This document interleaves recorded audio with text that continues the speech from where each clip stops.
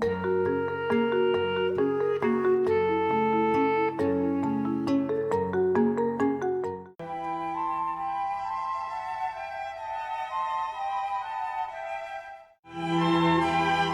saint n'est ni un héros, ni un homme parfait, mais il est, par l'exemple de sa vie, un reflet de l'immense lumière et sainteté de Dieu.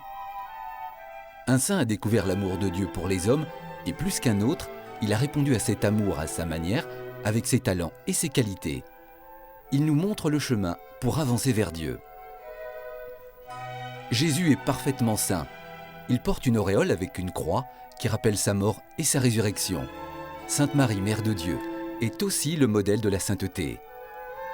Les 4 évangélistes sont saints, car ils nous racontent avec la force du témoignage la vie de Jésus. Saint Matthieu est représenté par un homme, Saint Marc un lion, Saint Luc un taureau et Saint Jean un aigle.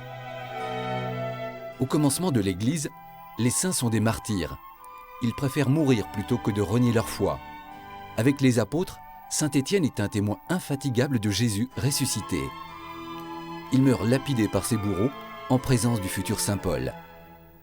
Saint Sébastien meurt martyr vers l'an 300 pour avoir aidé les chrétiens de Rome à l'insu de l'empereur Dioclétien. Saint Antoine le Grand est le père des moines. À 20 ans, il s'en va au désert. Le démon, sous la forme d'un cochon, essaie de l'empêcher de prier sans y arriver. Au IVe siècle, Saint Martin évangélise la Gaule. Militaire romain, il partage son manteau avec un pauvre mort de froid.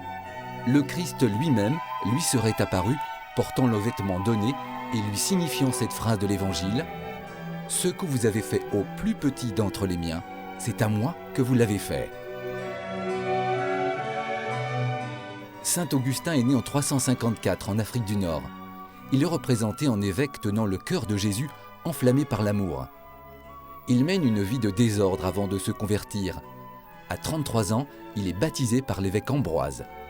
Dans un livre appelé Confessions, saint Augustin écrit ses découvertes sur Dieu. Il est l'un des pères de l'Église. Saint Thomas d'Aquin a vécu au XIIIe siècle.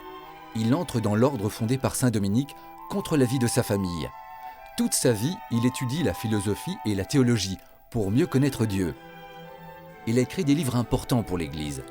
Il est toujours représenté avec un soleil. Il est le patron des universités et des écoles catholiques. Saint Vincent de Paul est prêtre au XVIIe siècle. Il se met au service des plus pauvres, en particulier des enfants abandonnés. Pour l'aider, il fonde 2 familles religieuses, les Lazaristes et les Filles de la Charité.